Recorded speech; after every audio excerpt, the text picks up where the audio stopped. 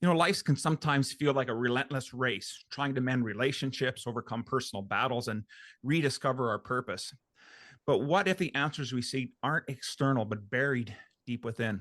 Today, we're going to unlock the power of emotional and spiritual healing, prepare to uncover the interplay of faith, love, and inner growth, how it can transform pain into peace and disconnection into profound connection. So, this episode isn't just about recovery, it's about living fully, finding freedom, and experiencing a soulful transformation. Now, before we dive into today's topic, let's take a moment and talk about something that could change your life. We all know how hard it is to stay true to ourselves in a world that constantly pulls us in different directions. The pressure to provide, to perform, and persevere can leave us feeling disconnected, like we're drifting further from the man we want to be. And if you found yourself frustrated and stuck and unsure of how to bridge the gap between the life you have and the life you want, then let me introduce you to living with integrity. This is more than a program. It's a roadmap for transformation, and you're going to realign your actions with your values, rebuild meaningful connections, and create a legacy that truly matters. So if you're ready to take control and live with purpose and become the man your family, community, and future needs you to be, then I'm going to challenge you to start today. Just go to members.theawakenedman.net and begin your journey by taking the integrity challenge, because the only thing standing between you and the life you're capable of is the decision to take that first step. And with that, let's get on with today's episode. The average man today is sleepwalking through life, many never reaching their true potential, let alone ever crossing the finish line to living a purposeful life. Yet, the hunger still exists, albeit buried amidst his cluttered mind, misguided beliefs, and values that no longer serve him. It's time to align yourself for greatness. It's time to become a revolutionary man. Stay strong, my brother. Welcome, everyone, to the Revolutionary Man podcast. I'm the founder of the Awakened Man movement and your host, Alan DeMonso. How often do you find yourself making a mistake, looking towards external solutions for what deeply are internal challenges? And how can you recognize this change of trajectory for our lives? And what would it take for you to heal your emotional wounds and reconnect with your soul in a way that renews your relationship, purpose, and faith?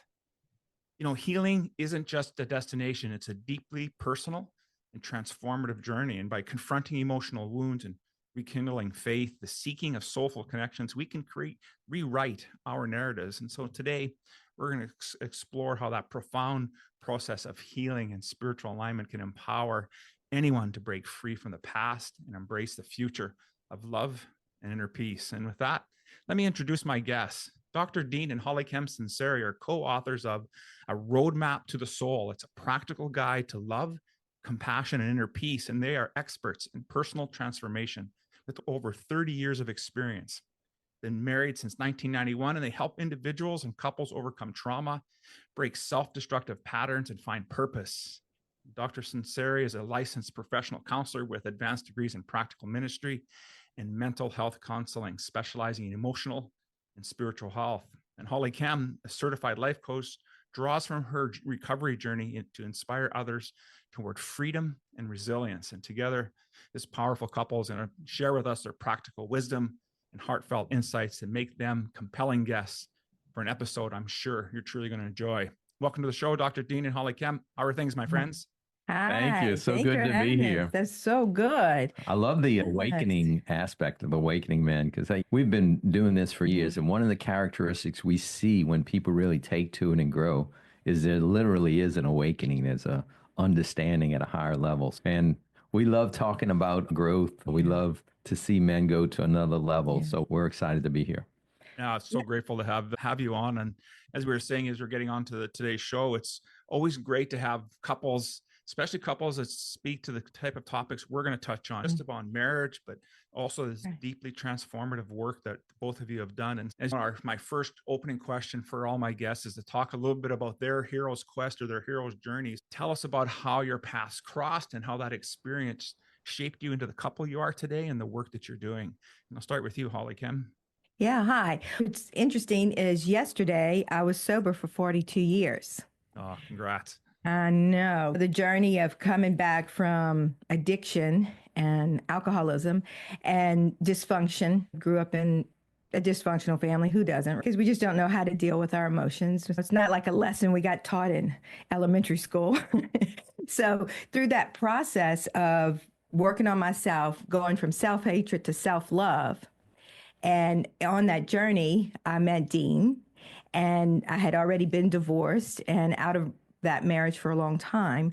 And as I met Dean, became really good friends and started to really dig into where we were at the time. And we both were on this really powerful journey of discovering, like, what did God want for us? Who were we? What was our destiny?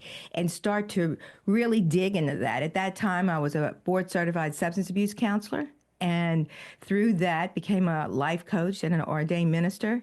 And in all of that 36 years of being in the field of really what I do is help people love themselves. And that what I brought to the table was not only the educational part, but it was actually what really did work on me. So I could hopefully have a healthy, loving relationship. So I could have a healthy, loving relationship with myself and with God and with other human beings. So the journey of just digging deep, really facing the traumas without fear today. But there was a time when I did face those traumas, I was trembling. But today, because I've learned a system, a lifestyle that works, I don't face it with fear anymore. I face it with joy because I know what's on the other side. For us, we've been married for 33 years, and we work on ourselves still today. After 42 years of sobriety and one day now, I can still work on myself. I just can't go, oh, I've arrived. I don't know when you arrive, I guess when I cross over. But I'm not afraid. I'm not afraid of it anymore, which is beautiful. Love that. What about you, Dr. Dean? Yeah, I love the term, the hero's journey. I think we all are called on a significant journey. And I think mine began at 16 years old. I had I was at a retreat. New Orleans is a Catholic city. I went to Catholic boys high school. And we had a junior retreat. And I had a significant encounter with God. And it really led me on a path to where I was really made a commitment to follow his voice, the voice of my spirit. And eventually led me to the seminary, because in Catholicism, that's like the place to go. But there was a certain point where I never lost that calling, but I did lose the attraction to the seminary. You get real close to the Catholic Church and you see the wonderful things and you see the underbelly. And there was a lot of things that occurred that I decided to transition out. And it was a really difficult transition. And there was also a lot of turmoil in my family at that time. My parents' marriage was on the rocks. My dad's drinking had escalated to levels that were a lot higher than before. We're a very tolerant culture in New Orleans in terms of alcohol, but it just escalated to a place where it was really becoming a problem. And in the midst of all that was one of the lowest areas and times, and I was transitioning out of the seminary. And it was at that time that I met Hollykem. And I always say the priest met the junkie. But the thing we had in common, we were both really committed to the same journey, even though we were coming from, I was coming from the seminary, she was coming from the streets. And we were hungry, just really hungry to do whatever needs to be done emotionally, psychologically, spiritually, to walk in the destiny that we believed we were called to do. And eventually got into counseling and got into doing work with life coaching. But I think that looking back, part of the hero's journey for myself was that the deepest hurts became my deepest treasures. And so what I mean by that is just dealing with the alcohol issues. My dad made a very courageous decision when I was probably about 21 years old to go to treatment. He's been sober ever since. He's 87 years old. Yeah. And in that midst of that, we learned a lot of things about alcoholism. I made a commitment to stop drinking myself because I could see some unhealthy patterns.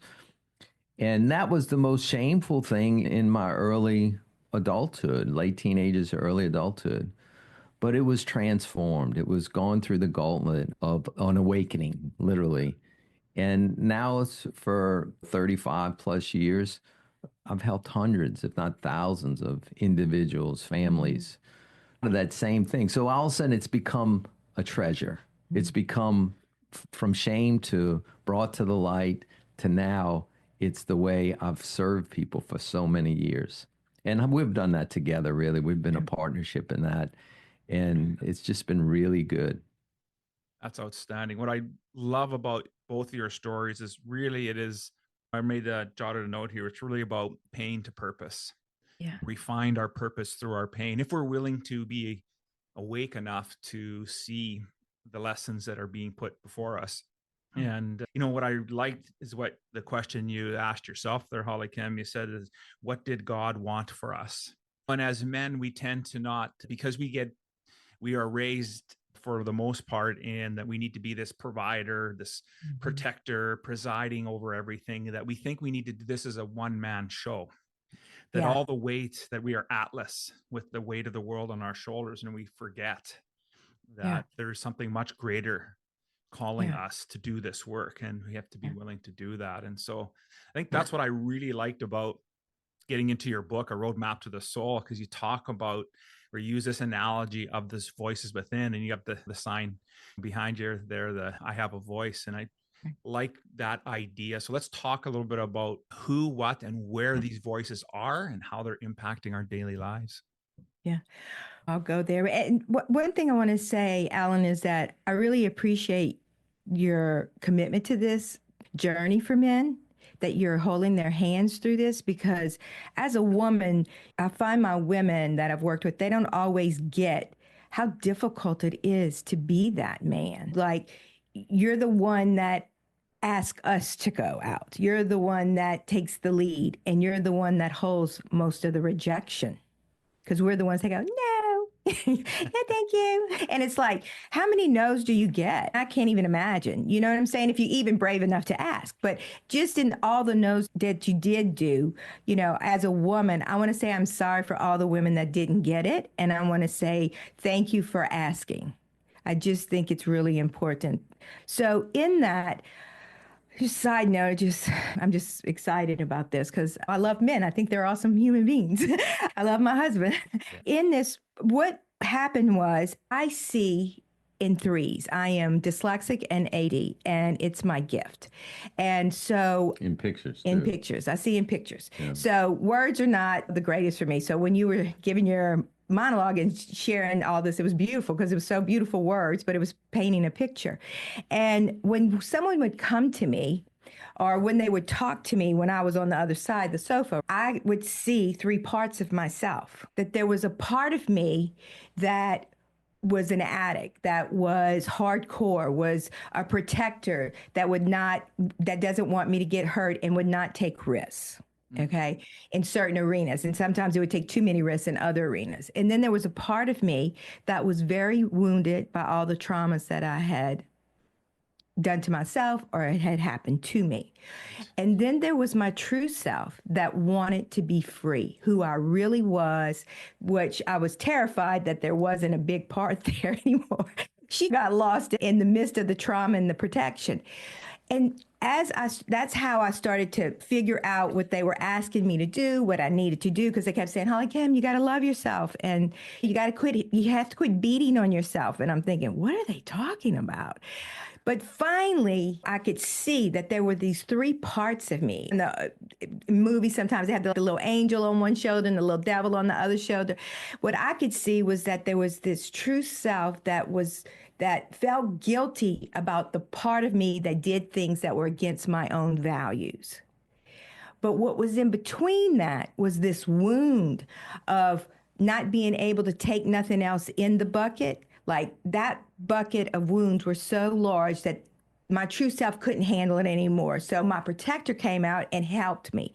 So when I would work with people, when they would speak to me, I would categorize when they would speak, I would say, that is their wounded child. That is their protector. There's their true self. And as I would speak back to them and say, look at it like this, and I would show them, and that what I wanted from them was to have a voice on all three levels. I wanted their wounds to tell me the way they saw it, how it felt, what happened. Then I wanted their protector to tell me how they handled it and how that worked for them in the beginning, and then how it became their enemy. Mm-hmm. And then who were they? Who were they really?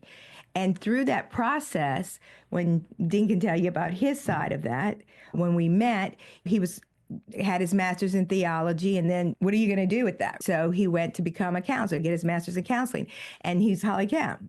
What I'm learning and what you doing, your people, they look like people are going to get better, right? He said, through the lessons, right? He said, but what you're doing, your people are coming out of the office and they're getting better and they're getting their lives. So teach me what you do. So that's how we came up with the whole concept of allowing someone to see it and be able to have a language for the inner life. Because it was like if someone said to me, Hollykem, my kidneys hurt. I have never seen a kidney. I'm not medical at all.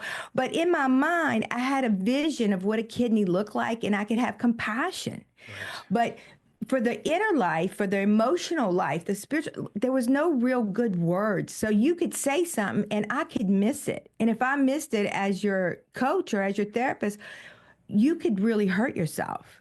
And then you could end up in a divorce. You could end up drinking, suicide. I don't know. So it's like, I have to really, my intention in my heart was I really wanted to be able to hear what you were saying and that I could speak it back and we could learn to love all of that. Yeah. So that's where it really came out of. And then teaching it to Dean, then we came up with the more concreteness of it. Yeah. Love that. Dean, what about you? Anything you want to add on to that?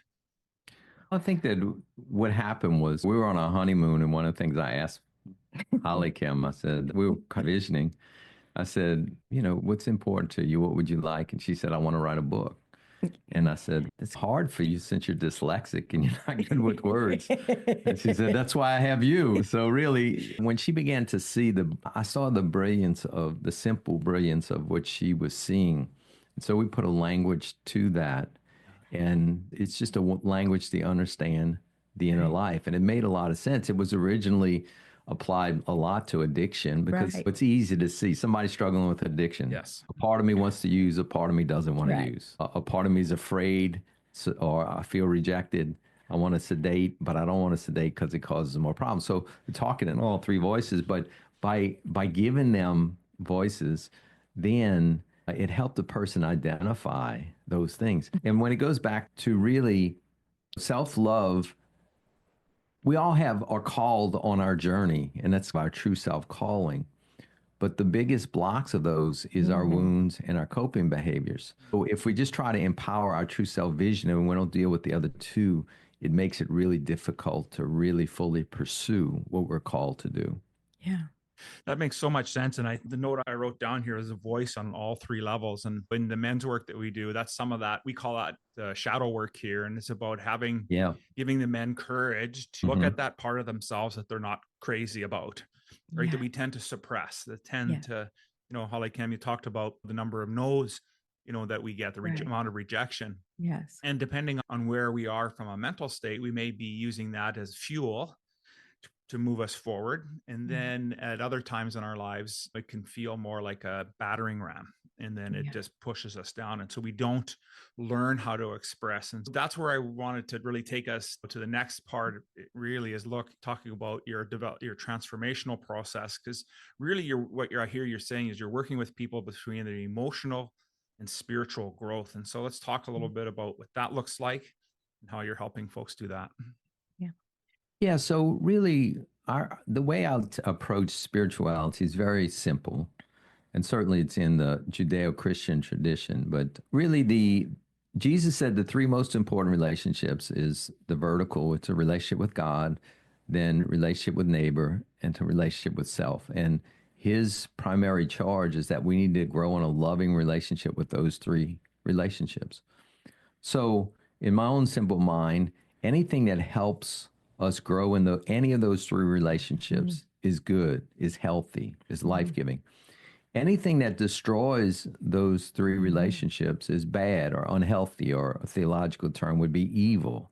And so then when you look at it that way, it simplifies things. Now, religion's the institution that's supposed to help those three relationships grow in a positive way. And sometimes it does a really good job, and sometimes it doesn't. And so we begin to separate, okay, our religious experience from our calling. And what we've noticed is that when you grow in one of those relationships in a positive way, it impacts the other two. So if I learn to love my own grief, then I'm going to be able to learn to love the grief in you, and I'm going to have a better understanding of God. If I'm stuck in my pain, the opposite is true.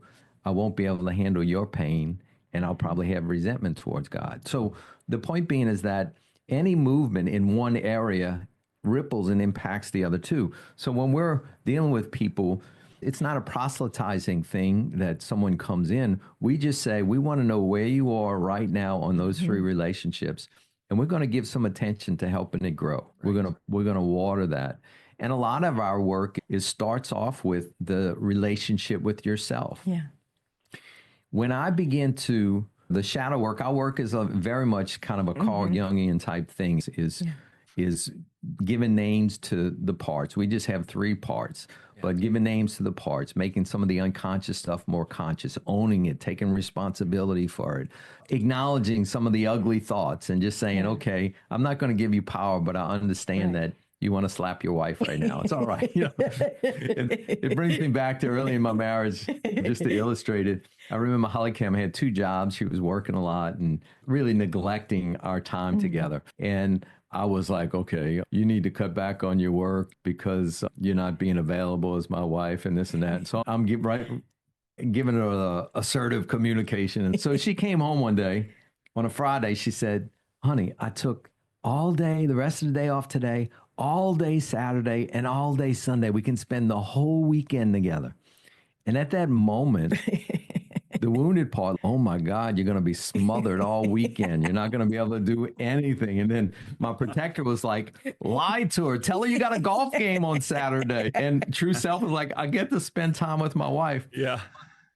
At that moment, I'm dealing with these three energies, right?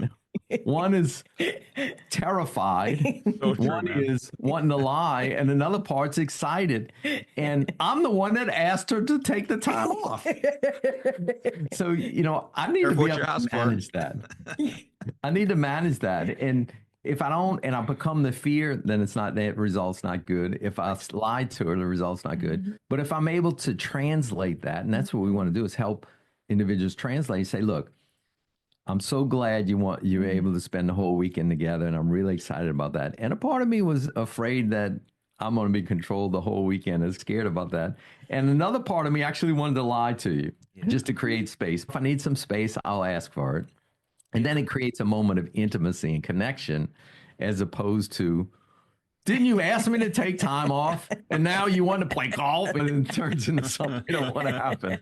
So yeah, it's just a way to manage the inner life so it can bring connection as opposed to isolation and disconnection. That makes so much. I'm laughing with you here because I can totally relate to that. And I'm sure everyone listening to this episode, there'll be lots of us, man, gee, this is what I asked for, and all those emotions we go through. But really, this is the next question for you, Hollykem. It's really what I'm hearing you talking about is really helping people deal with these unresolved emotional pain, because that's really what's stunting our growth from a spiritual perspective and so in really being on that journey and in our relationships. So talk a little bit about that piece, about this unresolved emotional pieces that we keep taking with us. Yeah. In the old days, they used to call it baggage. I brought this suitcase to the marriage and I didn't tell you about, and then something happens and it opens up and all this stuff comes out. And in that, what happens is that when we get wounded, let's just say my grandmother dies, right? But also that means my mother's mother died, my father's mother-in-law died, and all my siblings and cousins and family lost somebody they love. So let's just say there's 1,000 pounds of love that needs to help me heal from my grandmother dying. However, everybody needs 1,000 pounds of love. Okay? So maybe there's only 100 to go around for each person. just because, not because nobody doesn't want to do it, but we all lost the same thing. So in that, what happens is that 900 pounds that still deserves love gets put in this bucket, which we call the wounded child. So then life goes on and there's another loss, and that deserves 500 pounds of love. And I'm only able to accomplish 100 pounds of love for it. So I have another 400 that goes in that bucket that needs love. You do that over a life, right? That all of this stuff gets put in there. It's not that I don't know about it. It's not that I wouldn't take care of it. It's not that the people that love me wouldn't help me. However, there's things in here that just never got the love that deserved. Okay, so instead of me having to beat everybody up because they didn't know how to do it, it's just there's stuff inside of me that needs love and deserves it. So what happens is so our protector takes over and figures out how to manage that extra pounds of love that was deserved or sedated. We got to sedate it. We got to pretend it's not there. We got to put the mask on, do whatever we got to do to be functioning in society. But this thing is heavy. So this thing is trying to take over.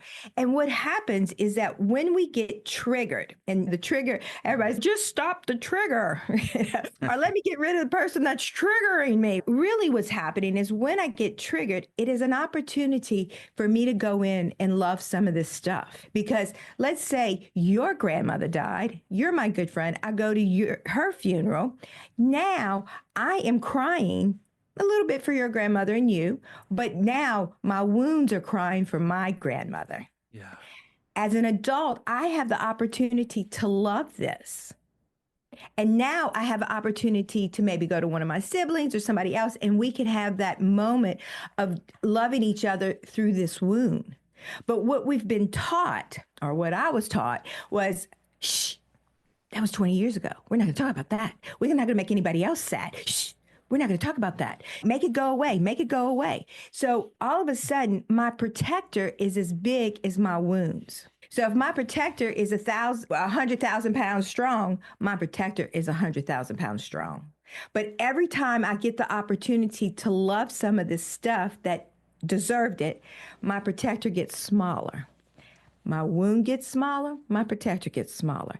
And there's more room for me to continue to come out. And as I learn to do that, and then I learn to trigger myself, like on the podcast like this, you're listening, you have that opportunity, or you go to groups or a men's movement or whatever, you're taking the opportunity to trigger yourself, to let those things come out so you can love it. So the part of you that keeps you from being in another relationship or being a workaholic or drinking too much, that will get smaller too. I love that. And what I really appreciate about what you're talking about here is these are all topics that we touch on here within our men's group, mentorship group. We call it the Band of Brothers. And one of the things we talked a lot about last year was on relationships, and relationships, not just in our marriages, but the relationships we have with ourselves, with our siblings, with authority, and all of these little aspects of relationship we have set different types of triggers for us, and how we react to it starts to show up in our key relationships. And so I really wanted to focus now on folks that are struggling with what we would call a broken marriage. Things, they've brought this childhood baggage with them. They have triggers that are happening, and yet they struggle individually and can't seem to connect. In your work, do you have a process that helps people go from this point of the marriage being broken to getting on a path to reigniting love and passion for themselves? Yes. Yeah, we definitely do. Yeah. Part of my practice, I do probably 70% couples work. Right. And really when people come to me, there's brokenness on a greater or lesser degree. And so that's what we need to delve into. And if each person always say, can you help us? So what are the results that you get? Can you guarantee results kind of thing? I said, I can guarantee you that I'll give you everything you need to restore your relationship. The question is, are both of you all committed to that? One might be committed, the other might not. The other may be partially committed. But there's a roadmap to restoring any relationship. And I've seen it in the most egregious hurts that have occurred. Certainly, infidelity is usually one of the deepest hurts that can occur when it's revealed. And I say, look, we can restore this if you're both willing. And it's not an intellectual process, it's an emotional process. So we're going to have to teach you how to manage your emotions, what to do, and also. So we bring them on a journey. But if we had to sum it up, there's two principles that can restore any relationship. And they're spiritual principles that have deep psychological application. One of the principles is repentance. And repentance is often thought about me repenting before God, which is a dimension of it. But I'm talking about the horizontal dimension of it. Is I define repentance is to have a heartfelt sorrow for the things that I have done to hurt you, to take full responsibility for it, to say it, look in your eyes and say it, and to make a commitment to learn to do it differently. So it's taking responsibility for my part. I always say to couples, I say, look, if Hollykem symbolically slaps me 3 times, and I slap her once, and then she slaps me 3 more times. In my own mind, it's, okay, she's got 6 in, I got 1. She deserves at least 2 or 3. That's how we think. But what repentance looks like is that it was wrong for me to slap you that one time, and I'm sorry. And I'm going to work on learning to do it differently. That's her job, to deal with her slaps. And if I can get the couple to focus on their own actions, reactions, and behavior and take responsibility for that, both of them, then we're going to get lots of movement. So one of the exercises we do is that we have them write down what are those coping behaviors that have hurt your partner. And I have them sit down on the sofa and look at each other in the eyes. And I say, I apologize for, and I coach them and I say, fill in the blank. And they go through it. And then after they go through it, I say, what do you see in your partner's eyes? I see sadness. I see hurt. I see anger. I see this. And they're validating that. And then I reverse it. I say, okay, I want you to look at your partner. I apologize for, and fill in the blank. And you wouldn't believe the intensity of tension that starts to get released just in that very simple exercise. And the next principle is forgiveness. And forgiveness is very much misunderstood. It's not giving a person a pass for what they've done in the past and saying it was okay. No, it's recognizing that you have done certain behaviors that have hurt me, and I carry the hurt in my heart from that. And I'm willing to lay down that hurt on the altar and ask it to be removed. And so forgiveness is really a willingness to let go of hurt. It's not saying it was okay. In fact, you probably wouldn't have been hurt if it was okay. It's taken for granted it was a violation on some level. And what I teach people is that forgiveness is not for the other person, it's for you. That if I have a friend, Joe punches me in the face and he goes about his business, and I think about the next day, man, I can't believe Joe punched me in the face. And the next day, one time, I think about, man, my jaw's hurt and I'm going to get him. And the next day, I think about it. The next 30 days, I think about it one time a day. After 30 days, how many times has he punched me? 31, right? I've recycled through it over and over again. I'm mad as a hornet. But if I was able to get that offense out of my heart on the 3rd day, then I saved myself. I had 4 punches instead of 31. And so it's recognizing that forgiveness is a principle that needs to be practiced. Now, if both couples actually practice that and then bring them through an exercise with that, look in each other's eyes. Okay, I forgive you for, or I'm willing to forgive you for. Sometimes it's just I'm willing. Right. I'm willing to forgive you for. Process. And then I do the same thing. Look in their eyes, say that. What do you see in their eyes? What's this? And we process.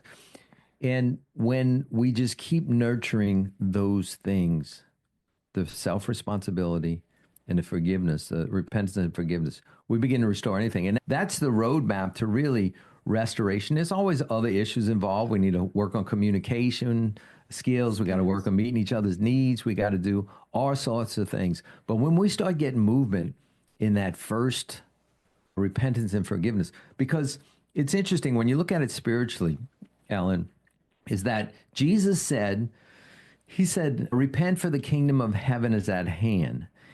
So in my own view, what he was saying is that, look, heaven is around us, but if you practice this principle of repentance, it'll usher heaven into this situation. And it's the same with forgiveness. You practice forgiveness, it'll usher forgiveness into the situation, heaven into the situation. But I also say it's your choice, because the opposite is true too. If practice, never take responsibility for your behavior, never forgive, and I promise lots of hell in a relationship. It's going to be there, right? And so we actually impact the atmosphere of our relationship by the attitudes that we adopt to choose to interact with our partner. That makes so much sense. I was just thinking about, I think, for me, God's always with me. And depending on how well I want to listen, sometimes it's just a nudge and I get the message. And other times I need a 2x4 to really understand what's happening. And I think that's what you're saying. And so you're also, next to you, Hollykem, really what I hear Dr. Dean talking about is really helping couples develop a healthy communication styles and help so they can navigate this. So tell us a little bit about how your work evolves around that and helping couples really learn how to communicate properly. Yeah, with us, we teach them the process of the roadmap and how to use their voices. So let's say I have an individual that's the partner didn't come or they're not in a relationship like that. Okay. So they're coming just to work on themselves. So the main thing that I'm doing is teaching them how to speak in the voices without saying them. Okay. So a part of me is really hurt. This really reminds me of when I was 7 and this happened. And a part of me really wants to run away. I don't even want to deal with this. However, what I need to say is this. But for them, they know it's their wound. They know that it's reminding them of a certain situation. They've gotten triggered. They realize that their protector wants to run away. And so they speak for their whole self. And then they take it to where they need to say something healthy. Now, if it's a couple, and they're both all doing the voices, right? They'll say, like for me, I'll say, Ethy, which I call my wounded self, right? Because we name and claim them. My Ethy is very hurt. And I feel like she feels like when this happened to her when she was 7 with her dad. And then the example is he never showed up. So when you didn't call me and didn't show up, not only did I feel the pain of you, but she also, all of the pain from her came out as well when he wouldn't call me. And then what my protector wanted to do was divorce you. She's already divorcing you. She's already seen the lawyer and signed the papers because I'm not dealing with this again. I've already dealt with this my whole life. I'm not dealing with this again. However, I know that you love me. And I know that something must have happened that got in the way that you did not show up. So I really need to be open to whatever happened because I know you love me and I love you. So what we do is we teach how to speak for those parts instead of becoming those parts. Nice. So the work you do is really understanding how does that part see the world, hear the world, feel. How does this part want to react to the world, want to run away from the world, and what it wants to do. But I speak for them. And I make it like a part of me, but we name and claim it, okay? And then, Hollykem, I get to say that this is what I want, and I know you love me, I love you, and I don't want to run away, even though this part does. And the awareness of it depowers it. Oh, it so depowers it because instead of it just ruminating, and then those parts take me over because for me, the wounded child and the protector are best friends. The wounded child becomes the silent partner in the relationship, and it just talks straight to the protector, and the protector's, I got this. And then I'm being and not being nice and slamming doors and all of that. And I've become her. And so you didn't marry her. You married me. I told you about her, believe me. And you laughed. You thought it was funny, right? When she acted that way. But you don't like when she shows up. Right. So when I understand that, then all of a sudden, and see, and I've told you about all these wounds, right? If I'm in a relationship, right? So what happens when I get triggered, now you've become all those people to her. And I get lost in all of that because now you're one of them. And you already know what happened. Why would you become one of them? So now my protector's at war with you if I say it or I don't. So once I understand that, then all of a sudden I can separate you from her and them, and I can communicate, because the person that I married, the person that I'm in love with, all that happened was you triggered that stuff. Right. It's interesting to see that, you're triggered and you become a different part, because here's a person I'm married to, in my case, for 33 years that I love, that has access to everything, my bank accounts, this and that. And in 3.5 seconds, she goes from my lover to my enemy. Yeah. How does that happen? And yeah. And what I was thinking about as Hollykem was describing that, for men, when that happens, we don't know how to deal with that. Right. And so that's the other side of this piece that I wanted to just explore for a couple of minutes is, so you're in a situation, and that protector part of your wife has come out, and she's got guns ablazing and ready to go to war. Yeah. What are you recommending for men to do and how they handle that? Is it I won't hallucinate. I'll let you tell me what you guys think, what your work does. I think that comes to communication, right? Yeah. And certainly when she becomes her protector, then it elicits my own protective system to kick in. And that's where the self-management comes in, and learning to manage that well. But in terms of responding, to answer your question, the guideline that I use is it needs to be colored by two aspects: grace and truth. And what I mean by that is, there's a scripture that I had meditated on one. It says, when Jesus, talking about the word, was full of grace and full of truth. Grace is to have an unconditional acceptance of a person, of where they are at this moment. And it's to treat them with dignity, even if I'm not being treated with dignity. So if you're watching me interact with somebody and they spit in my face and I'm still respectful back, you might say, wow, Dean, you handled that really gracefully, right? I'm continuing to treat you with dignity, even if I'm not being treated with dignity. The second part is truth. It means to speak how I see things from my vantage point, as honest as possible, with as much integrity as possible. Now, the order is very important. You lead with grace, and then you speak truth. If you flip the order, you're not going to have a good result. If I'm late all the time, and Hollykem says, you inconsiderate SOB, you're always running late, you cause all our schedules off, it may be absolutely true, but she's not going to get the response that she wants from me, right? So those two aspects and handling a volatile situation is so important. You need to lead with grace and communicate that, and then speak the truth. If you just lead with grace and you don't speak the truth, then you become an enabler. You begin to enable unhealthy behavior.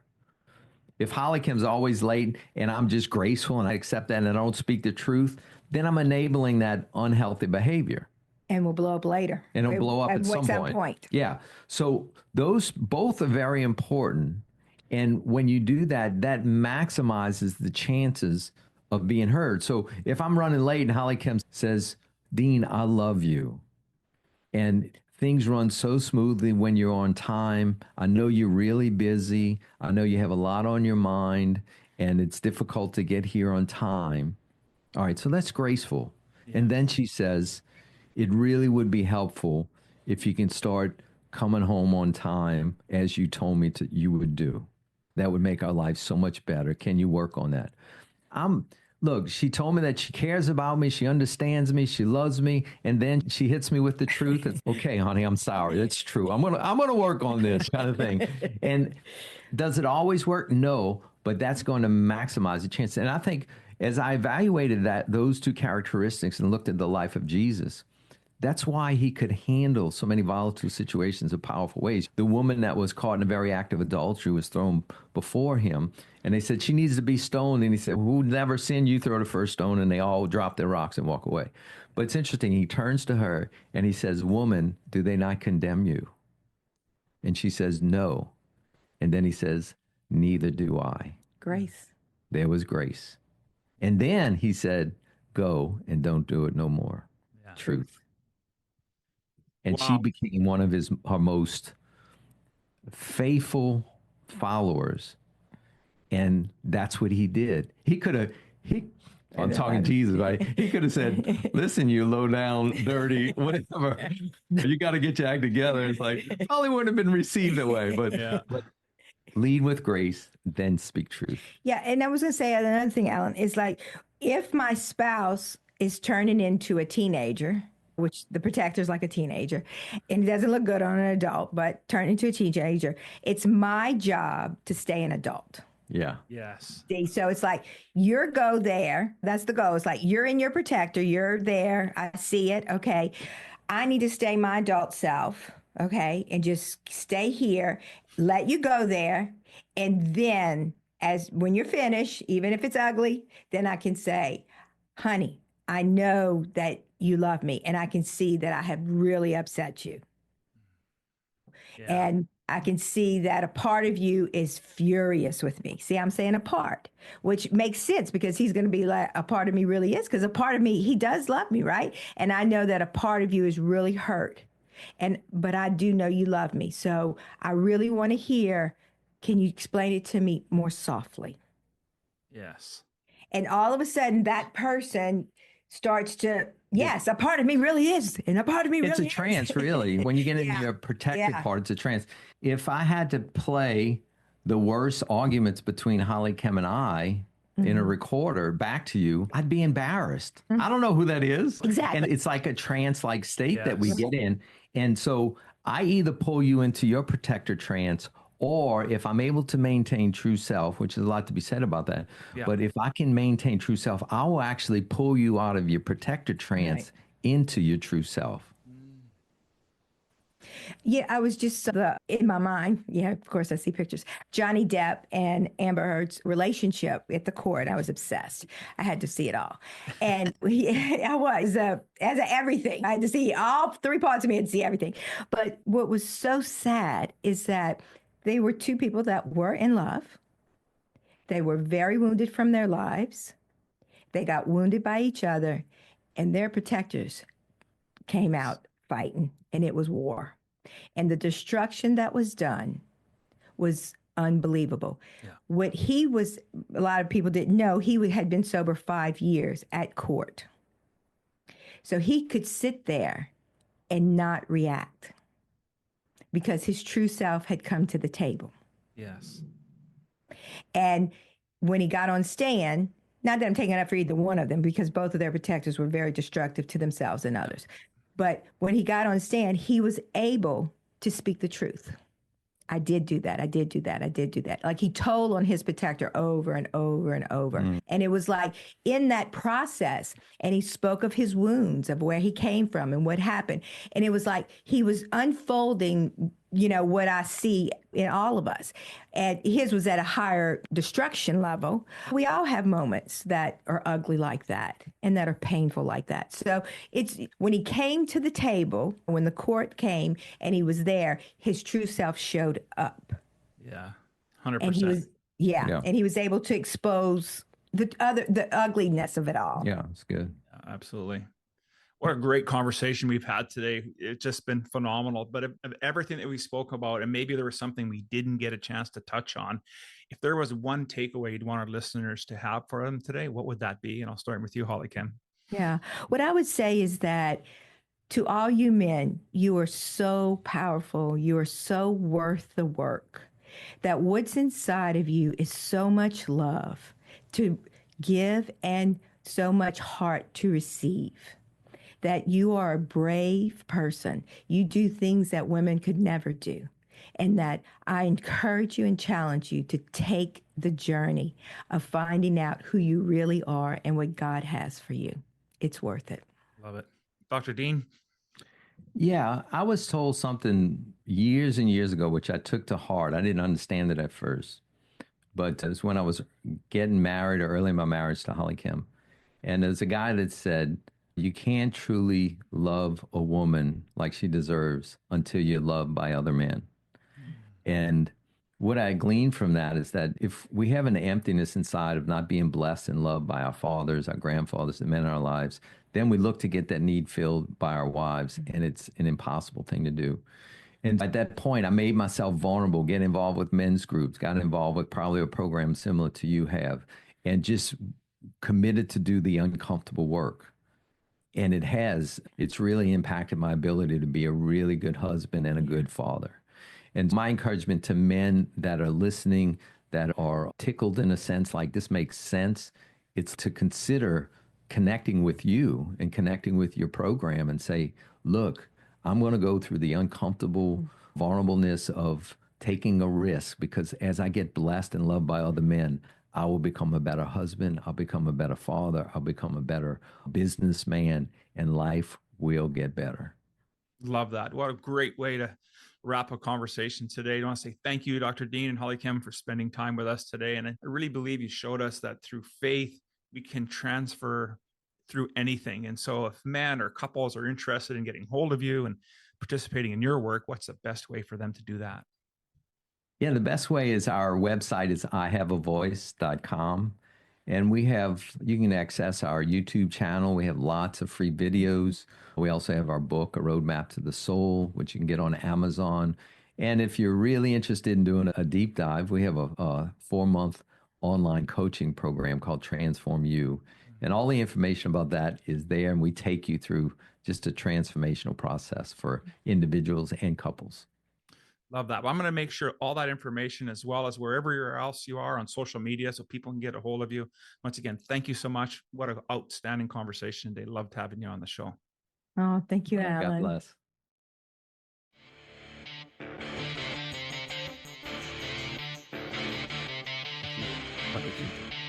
Thank you for listening to the Revolutionary Man podcast.